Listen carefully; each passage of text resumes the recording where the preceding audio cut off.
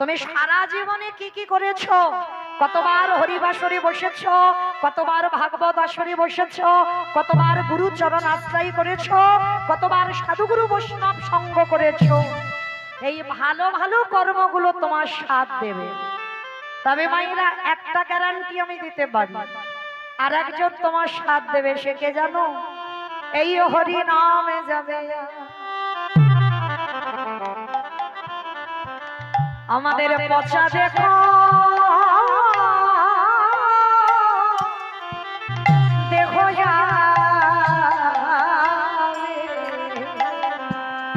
যেদিনে তুমি ভাবো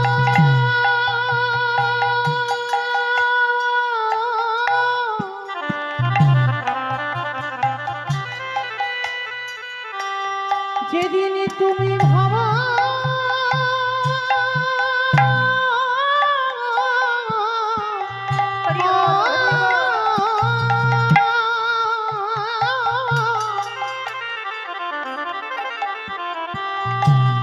যেদিনে তুমি ভাবো ওই ভাব পারে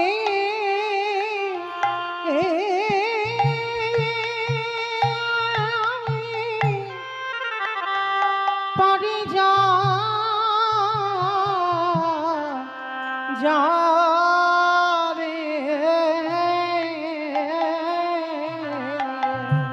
সেই দিন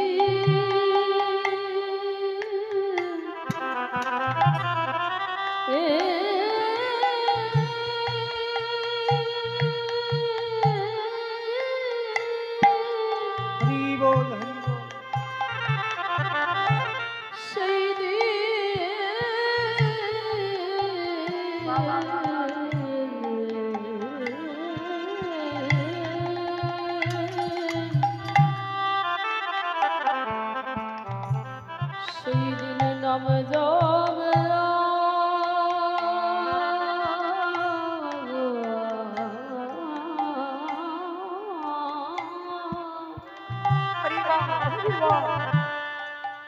এই পচা দেহ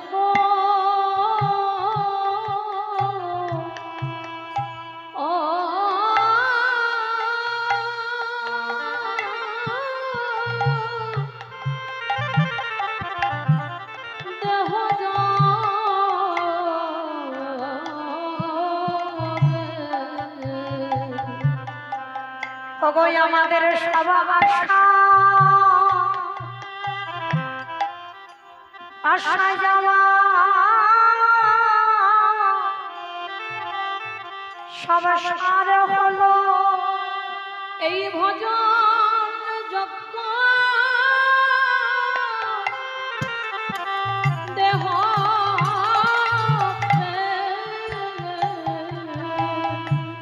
আমরা ঝেড়ে নিয়ে এলাম আমরা প্রেমে নিয়ে গেলাম একেবারে হরি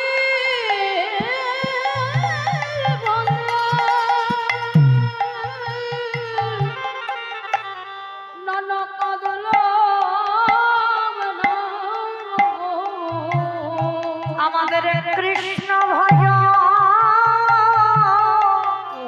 কারোর হলো না গো 84 লক্ষ জনী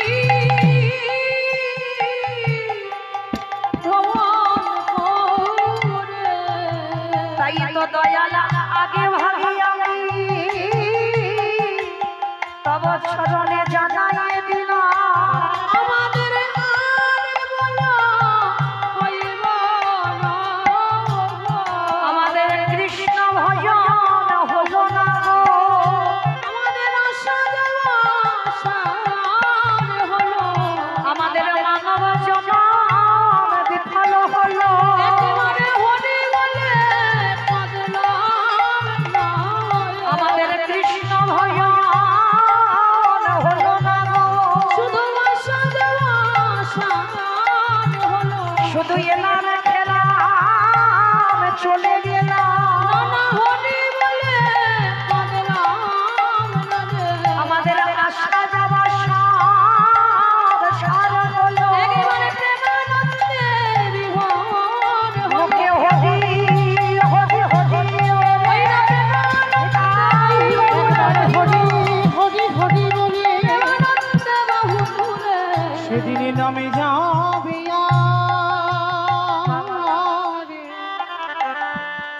পচা দেহ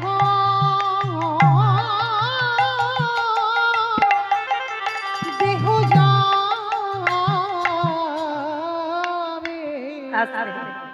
ভগবান বললেন যে আমারে চায় তারই আমি চাই, আরে যে আমারে না চায় তারই আমি না চাই। ভগবান কি বলছে? যে আমারে চাই তারই আমি চাই, যে আমারে না চাই তারে আমি না চাই।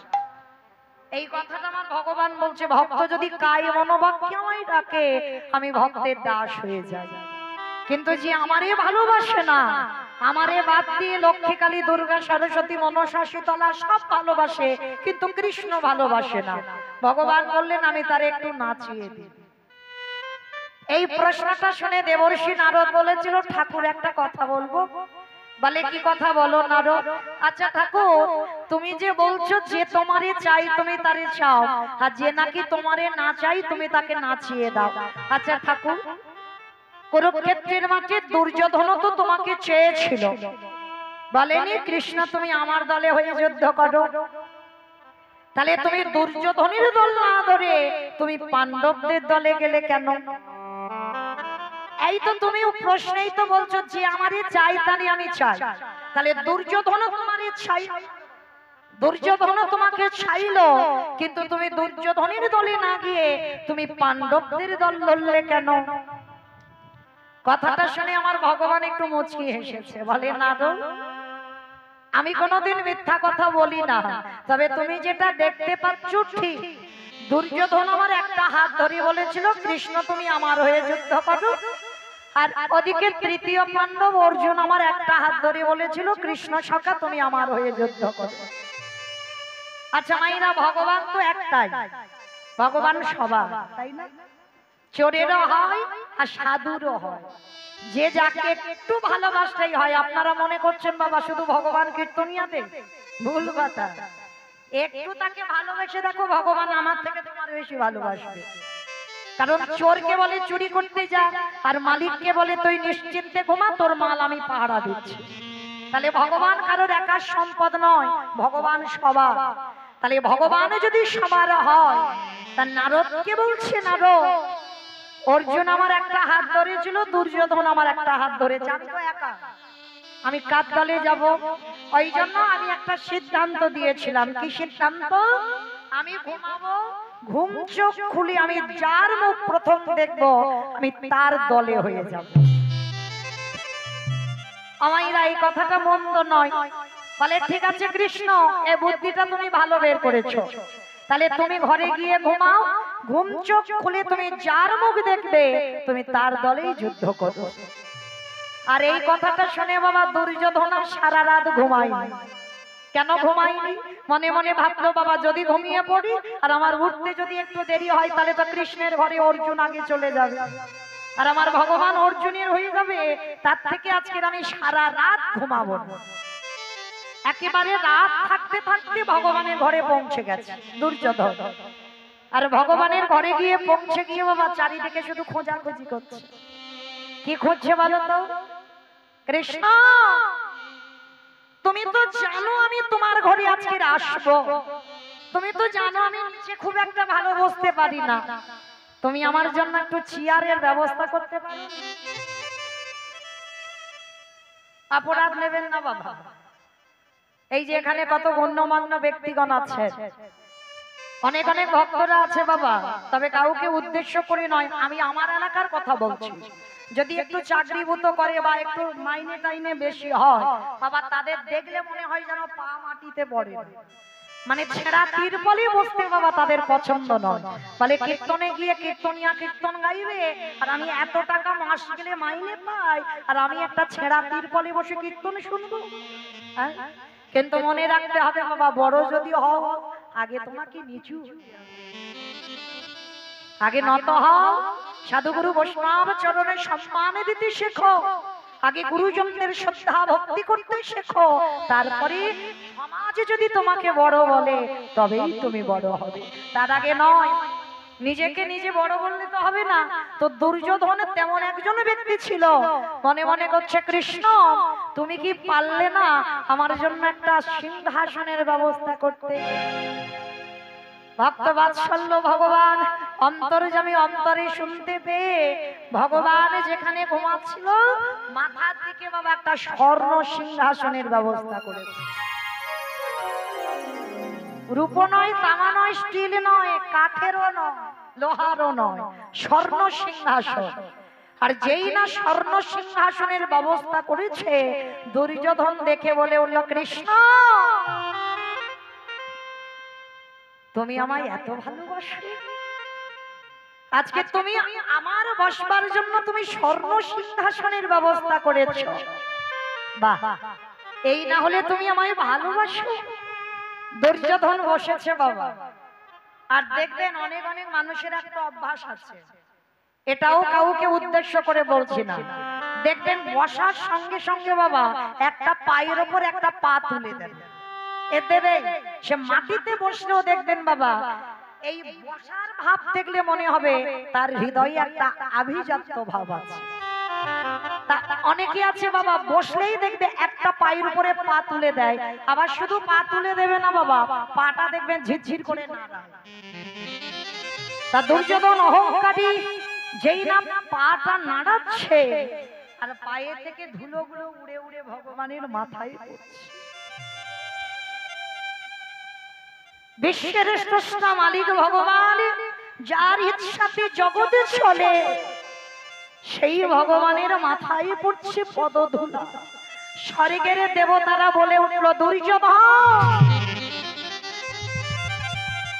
তোমার এই অহংকারের জন্য খুব তাড়াতাড়ি তোমার পতন অনিবার্য। তোমার মতো পাপিষ্ঠর পদধূলা আমার কৃষ্ণের মাথায় পড়ছে। আর ওই দিনটা বাবা অর্জুনের এত কালের ঘুম এলো, এক ঘুমে সকাল। আর যেই না সকালের কাকপক্ষী ডেকে উঠেছে, ছমকে উঠেছে, মনে মনে করছে তাই তো আজকে তো আমার সখার কাছে যাওয়ার কথা, আমি তো কথা দিয়েছিলাম, আর যে আগে যাবে যার মুখ আগে দেখবে কৃষ্ণ তার হয়ে যাবে। তাড়াতাড়ি করে আর কোনো দিকে দেখেনি বাবা, ছুটে গেছে কৃষ্ণের ঘরে। এই জায়গাটা একটু আস্বাদন করে। কৃষ্ণের ঘরে গিয়ে দেখছে বাবা দুর্যোধনের পাদুকা দুটো খোলা। বুঝতে পেরে গেছে কৃষ্ণ আর আমার হবে না, ও যে দুর্যোধনের হয়ে গেছে। তবু যাই একবার শেষ বেলার মতো আমার সখাকে দেখি আসি। প্রবেশ করে দেখে না কৃষ্ণ এখনো ঘুমাচ্ছে, আর মাথার দিকে দুর্যোধন পাটা নাড়াচ্ছে, আর মনে মনে অহংকারে বলছে, অর্জুন দেখলে তো আজকে তুমি এমন ঘুম ঘুমিয়েছো, এবার তো কৃষ্ণ আমার দলে হয়ে যুদ্ধ করবে। অর্জুনও কিন্তু ওটাই জানে কৃষ্ণ আর আমার হবে না, দুর্যোধনের হবে। আর অর্জুন গিয়ে বসবে কোথায় জানো? ভগবানের পাটা যেখানে আছে ওইখানে ছোট্ট একটা কুশের আসন পাতা আছে। অর্জুন গিয়ে বসেছে বাবা কুশ আসনের উপরে। আর যারা কাঙাল হয় তাদের কোনো আভিজাত্য, তারা চায় না যে ভালো জায়গা চাই তারপরে বসবে। পাণ্ডবদের হয়তো বাবা কিছু অভাব ছিল না, যাদের সঙ্গে কৃষ্ণ থাকে তাদের কি জগতে কোনো কিছু অভাব হয়? এ জগতে ধনী তো সে যার হৃদয়ে কৃষ্ণ প্রেম আছে। বাহ্যিক জগতের আমার অনেক পকেটে টাকা আছে, আমার পাথর সেটিং করা ঘর, আমি অনেক বড় লোক, অনেক ধনী, ও ধনেতে কোনো কাজ হবে না বাবা। ধনী তো সেই হয় যার হৃদয়ে কৃষ্ণ প্রেমের ভান্ডারটা আছে, যার একবার কৃষ্ণ নামে নয়নে বাড়ি ঝরে, যার কৃষ্ণ নামে যার হৃদয়টা দুলে ওঠে। অর্জুন গিয়ে কুশাসনে বসে দেখছে কৃষ্ণ এখনো ঘুমাচ্ছে। সখার চরণ দুটো বুকে ধরেছি সখারি ওরে আর কি দেখো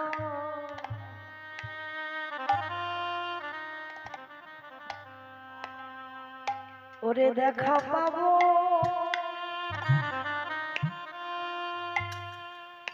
ও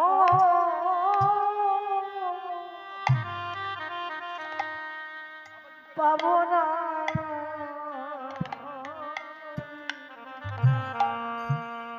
আমি যে ওই চরণে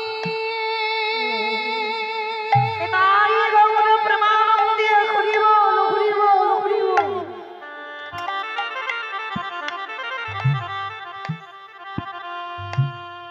আমি যে ওই চরণে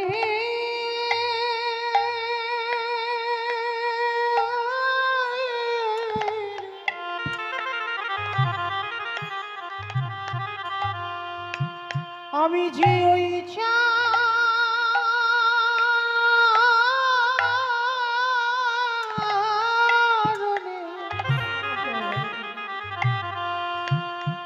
চরণের বড়ই অভি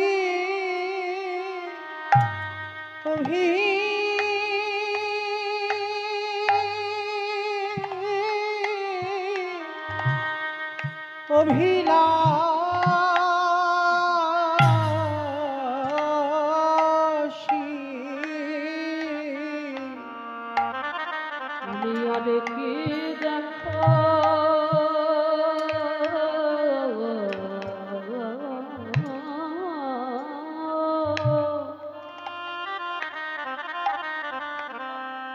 আর কি দেখা পাবো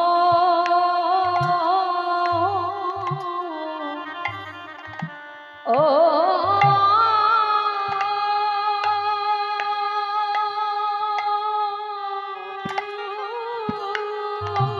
হরি বল পাবো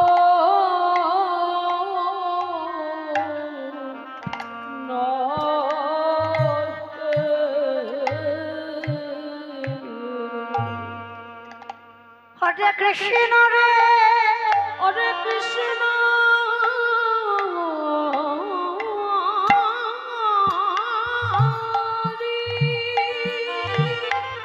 তুই আমার উৎস কুলে জন্ম দিস আর নিজ কুলে জন্ম দিস আমায় যে কুলে জন্ম দিস না কেন সখা আমার পশু কুলে জন্ম দিস আর কীটি কুলে জন্ম দিস আমার পতঙ্গ কুলে জন্ম দিস আমার যে কুলে জন্ম দিস না কেন তুই শুধু আমায় একটা আশীর্বাদ করে দে আমি যেন কৃষ্ণ চরণ আমি যেন ভুলে ভুলে না আমার যে ফুলে জন নিতাই গৌর হরি বল হরি বল হরি বল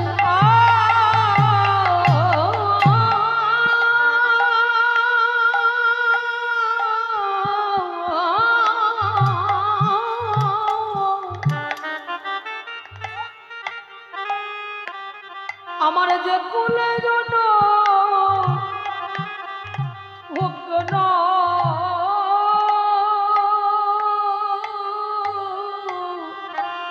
কেন আমি সবাইকে ভুলে যাই তোর রঙা ছরণ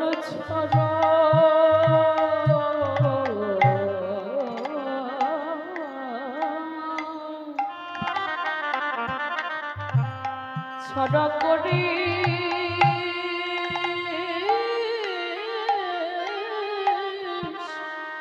না রে যেই নাই সে আমার সখার চরণ দুটো বুকে ধরেছে ভগবান এক জায়গায় তো দুর্বল গো। বলো তো কোন জায়গায়? ভগবান দুটো বস্তু সহ্য করে না, একটা হলো ভক্তের অহংকার আরেকটি বস্তু হলো ভক্তির চোখের জল। আর একজন ভক্ত যদি চোখের জলে আমার গোবিন্দ চরণ ধোয়াতে পারে, আর কি আমার ভগবান থাকতে পারে? একেবারে ঘুম চোখটা খুলে অর্জুনকে একেবারে বক্ষে জড়িয়ে ধরেছে, আর অর্জুনকে বক্ষে ধরে বলল সখা। যেই না সখা বলে জড়িয়ে ধরেছে, দুর্যোধন পিছন থেকে বলে উঠল কৃষ্ণ, এইটা তুমি কি করলে? আমি তো তোমার ঘরে আগে এসেছি, তার মানে তুমি আমার দিকে তাকাবে, তুমি আমার পক্ষে হয়ে যুদ্ধ করবে, একেবারে অর্জুনকে জড়িয়ে ধরলে কেন? বলে আরে পাগল, আমি তো কোনোদিন বলিনি যে আমার ঘরে আগে আসবে। আমি বলেছিলাম ঘুম চোখ খুলে আমি যার বদনে প্রথম দর্শন করব, আমি তার সঙ্গে যুদ্ধ করব, তার পক্ষে থাকব। তাহলে ঘুম চোখ খুলে কেউ কি মাথার দিকে আগে তাকায়? সবাই বাবা ঘুম চোখ খুলে আগে আমরা পায়ের দিকে তাকাই। আর অর্জুন বসেছিল তো পায়ের দিকে, আর যেই না পায়ের দিকে তাকিয়েছে, এই কথাগুলো শুনে নারদ মুনি খিলখিল করে হেসে উঠেছে। বলে ঠাকুর, সত্যি করে একটা কথা বলবে? তুমি সত্যি করে বলো তো, তুমি কি ওই ঘরে ঘুমাচ্ছিলে? সত্যি করে বলবে, তুমি কি ঘুমাচ্ছিলে? কারণ তুমি যেদিন ঘুমাবে সেদিন গোটা জগতের জীব ঘুমাবে। বলো আগে, তুমি কি সত্যি ঘুমাচ্ছিলে? বলে নারদ, আমি ঘুমাইনি, আমি ছলনা করেছিলাম। আচ্ছা, তাহলে তুমি যদি মনে করতে সিংহাসনটা মাথার দিকে না রেখে পায়ের দিকে রাখতে পারতে, তার মানে তুমি ছলনা করেছো। তুমি জানো দুর্যোধন সে সিংহাসনে বসবে, ওই জন্য তো ওইটা মাথার দিকে দিয়েছো, আর কুশাসনটা অর্জুন বসবে ওই জন্য পায়ের দিকে দিয়েছো। বলে না, এটা তোমার ভুল ধারণা। এই জগৎ সংসারও আছে, যদি আগে জন ভাবিত কাই মন বাক্যে দেহ মন প্রাণ আমার চরণে সঁপে দেয়, আমি ভগবান হয়ে কি করি জানো? আমি জনমে জনম আমি তার হয়ে যায়। তাই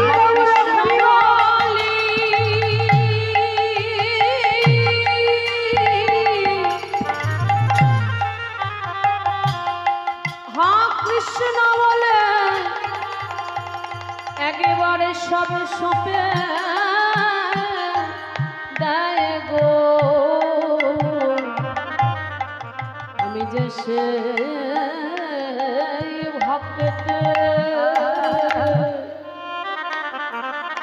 ভক্তের হয়ে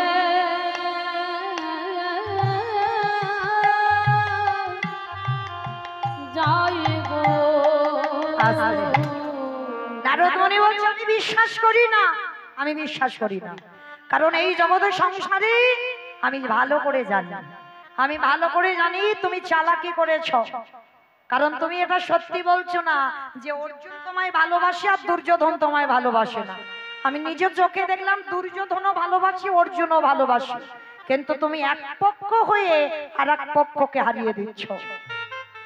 বলে না নারদ, পাণ্ডবদের বিশ্বাস আছে, আর ওরা 100 জন কুরুপক্ষে ওরা আছে, ওদের বিশ্বাস নেই। অমাইরা, ভগবান পেতে গেলে সবার আগে একটা জিনিস দরকার, বিশ্বাস। আপনারা যারা যাবেন জগন্নাথ ধাম, পুরী ধাম, লীলাচল, এই শুধু পুরী ধামে গিয়ে বাবা সমুদ্রে পাল্টি খেলে হবে না। হ্যাঁ, এক সপ্তাহ ট্যুরে যারা টুরিস্ট বাসে যায় না, এক সপ্তাহের জন্য যাই, 4টে দিন পুরী ধামে যে থাকি বাবা, দেখবেন 4টে দিন কিন্তু সমুদ্রে হাবুডুবু খাবে। কিন্তু কই একজনকে জিজ্ঞাসা করো তো, 4 দিন কি তুমি জগন্নাথ দেখেছিলে? অতি কষ্টে একটা দিন হয়তো দেখেছে, পুজো দিয়েছে, চলে এসেছে। তাও আবার অনেকে পুজো টুজোও দেয়, বলে ওই ভিড় ভিড়, কারণ জগন্নাথ খায় না। অনেক রকমের ভক্ত আছে বাবা, কিন্তু একটা কথা মনে রেখো, এই জগন্নাথ দেখা মানে তোমার কৃষ্ণ দেখা হয়ে যাবে। জগন্নাথ দেখা মানেই তোমার কৃষ্ণ দেখা। যদি বলেন কেন, একটু বলি বাবা, যারা যারা পরবর্তী দিনে জগন্নাথ ধাম লীলা চলে যাবে, এই কথাটা বলার একটাই কারণ, আর কটা দিনের পরেই তো আমাদের রথযাত্রা। আর এই রথযাত্রার সময় এখনো কিন্তু নদিয়াবাসীরা, নবদ্বীপবাসীরা বিশ্বাস করে এখনো আমার ওই জগন্নাথ ধামে, পুরী ধামে আমার মহাপ্রভু বিরাজমান। যার জন্য বহু ভক্তরা নবদ্বীপ থেকে যায় জগন্নাথ ধাম, পুরী ধামে রথযাত্রার সময়। তো যারা যারা পরবর্তী দিনে যাবে জগন্নাথ ধামে, এই জগন্নাথকে একবার দর্শন করা মানে তোমার কৃষ্ণ দর্শন হয়ে যাবে। কেন বাবা? আপনারা জানেন ভগবান কৃষ্ণচন্দ্র প্রভাসযোগ্য লীলা করেছিল। এই লীলার পরে বাবা কোন লীলার করেনি, কারণ জরাব্যাধির তীরে প্রভাসের তীর্থে ভগবানই দেহত্যাগ করেছিল ভগবান। আর দেহত্যাগ করবার পর ভগবানের দেহটাকে চন্দন কাষ্ঠে পোড়ানো হলো। আর যখন চন্দন কাষ্ঠে পোড়ানো হলো, কে মুখাগ্নি করেছিল জানো? এই পাণ্ডবদের মধ্যে তৃতীয় পাণ্ডব অর্জুন। কারণ 56 কোটি যদুবংশ ছিল না ভগবান। মহাভারতে গান্ধারীর অভিশাপে 56 কোটি যদুবংশ ধ্বংস হলো। তো যার জন্য তৃতীয় পাণ্ডব অর্জুন মুখাগ্নি করেছিল। কিন্তু মা কৃষ্ণের দেহটা সব পুড়ে গেল, একটা জায়গায় পড়েনি। বলো তো কোনটা? যেটাকে আমরা বলি এই নাভি। এই নাভিটা সে আপনারাও শুধু ভগবান বলে নয়, এই নাভিটা কোনো ব্যক্তিরই পড়ে না। যখন আমাদের দেহটা পোড়ানো হয় কাঠে, সে কারেন্টে দিলেও বাবা নাভিটাকে পুড়বে না। ওই নাভিটাকে, যেটাকে সব বলা হয়, ওইটা এনে অনেকে মন্দির বানায়, আবার অনেকে গঙ্গায় ওটা বিসর্জন দেয়, পুঁতে রেখে দেয়। তো কৃষ্ণের নাভিটা যখন পুরলো না, দৈববাণী করেছিল প্রভাসের জলে ওই নাভিটাকে যেন ভাসিয়ে দেওয়া হয়। ওই নাভিটা ভাসতে ভাসতে গেল কোথায়? জগন্নাথ ধাম, পুরী ধাম। আরো একটা কথা বলি, জগন্নাথ দেখবার আগে সবাইকে কিন্তু একটা জিনিস দর্শন করতেই হবে, যেটা হলো ওই পুরী ধাম থেকে 90 কিলোমিটার দূরে যেটা হচ্ছে নীল মাধব। দেখবেন বাবা কেউ 5-7 বার চলে গেছে জগন্নাথ দেব দর্শনে, কিন্তু একবারও হয়তো তার নীল মাধব দর্শন হয়নি। কিন্তু মনে রেখো, আদি জগন্নাথই হচ্ছে আমার নীল মাধব। কারণ ওই যে নাভিটা, যেটা ব্রহ্ম, ওইটা ভেসে গেল, নিয়েছিল কে? শবররাজ। আর শবররাজটাকে জরাব্যাধ।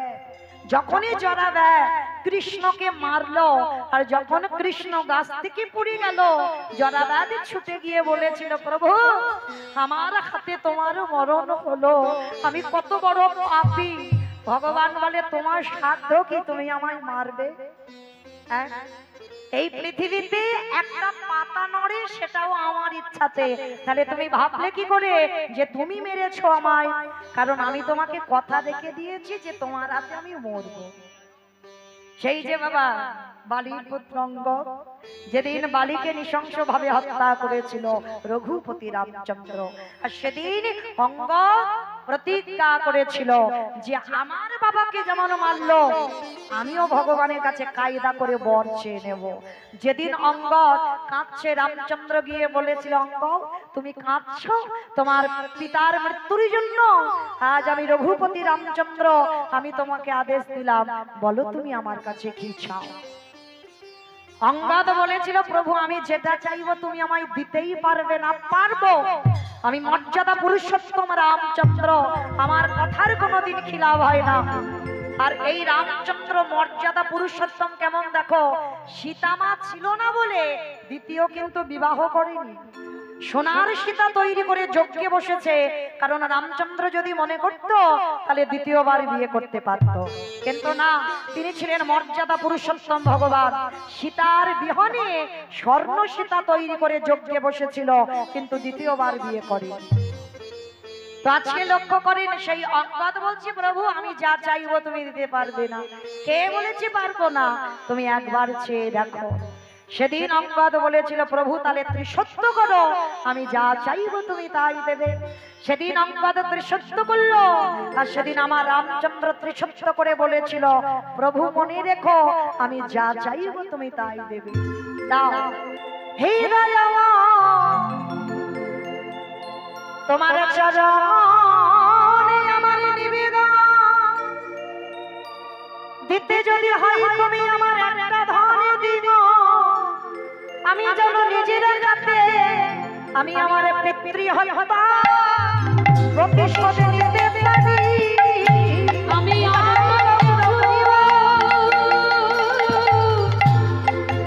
চাই না দয়াল, আমি যেন নিজের হাতে প্রতিশোধ নিতে পারি। চমকে উঠল আমার রামচন্দ্র। অঙ্গ, তুমি পিতৃ হত্যার প্রতিশোধ নিতে চাও? হ্যাঁ প্রভু, আমি চাই যে আমার বাবাকে মেরেছে আমি নিজের হাতে তাকে হত্যা করব। রামচন্দ্র বলল, দেখো আমার জন্মের আগে বাল্মীকি রামায়ণ তৈরি করে দিয়েছে, তোমার হাতে আমারও মরণ হবে না। তবে আমি কথা দিলাম আজকের নাই মরি, এই রাম অবতারই না মরি। কথা দিলাম যেদিন আমি বৃন্দাবনের কৃষ্ণচন্দ্র হব, যেদিন দ্বারকাধিপতি যেদিন আমি হব, আমি কথা দিলাম সেদিন তোমার হাতে আমার বংশটাকে আমি একেবারে ধ্বংস করব, তোমার হাতে আমি শেষেই প্রাণ ত্যাগ করব। তাই তো জরা ব্যাধির তীরে প্রাণ হারালো। যখনই জরা কাঁদছে তখনই জরাকে বলেছিল, জরা তুমি কেঁদো না, আবার আমি তোমার কাছে যাব, আবার আমি তোমার হাতে সেবা পাবো। প্রভু, আবার তুমি আমার হাতে সেবা পাবে? বলো কবে? বলে কেন, আমি আসছি খুব তাড়াতাড়ি। তুমি জন্ম নেবে, তোমার নাম হবে সবর রাজ। আর এই যে আমার নাভিটা ভাসতে ভাসতে যাবে, আমি তোমারই হাতে উঠবো, আর তোমারই হাতে উঠে আমি নীল মাধব হয়ে আমি তোমার হাতে গোপনে পূজিত হব, যেটা জগতে কেউ জানবে না।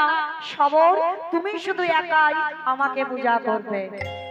ওই সবর রাজ যে নীলমাধব, যদি কেউ জান, কতজন দেখেছেন নীলমাধব? একবার হাতটা তোলে। বাহ, যারা দেখেছেন তাদের একটু বুঝতে সুবিধা হবে, আর যারা দেখেননি একটু অসুবিধা হবে। তো পরবর্তী দিনে অবশ্যই যাবেন নীলমাধব দর্শন করতে। তো এই নীলমাধব ওটা সবর রাজ গোপনে সেবা করত, গোপনে পূজা হতো। তারপরেই তো ওই নীলমাধব কাঠ হয়ে পুরীধাম যে সমুদ্রে আপনারা গিয়ে পাল্টি খান, ওই সমুদ্রে ভেসে এলো, ওই কাঠ দিয়ে জগন্নাথ বলরাম সুভদ্রা প্রতিষ্ঠিত হলো।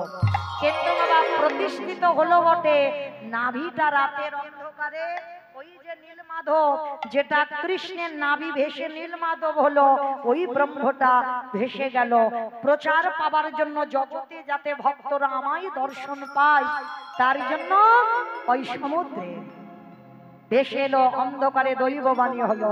যাও রাতের অন্ধকারে দেখবে স্বর্ণ ভান্ডারে একটা নাভি আছে, ওটা হলো কৃষ্ণের নাভি। এই যে জগন্নাথ বলরাম সুভদ্রা প্রতিষ্ঠিত হয়েছে, জগন্নাথের নাভিতে কৃষ্ণের নাভিটা প্রতিষ্ঠা করো। তবে মনে রেখো, যে ব্যক্তি প্রতিষ্ঠা করবে, যে ব্রাহ্মণ, তার মাত্র 3 দিন আয়ু। 3 দিন পর তাকে ইহলোক হতে পরলোক যেতেই হবে। আজও কথিত আছে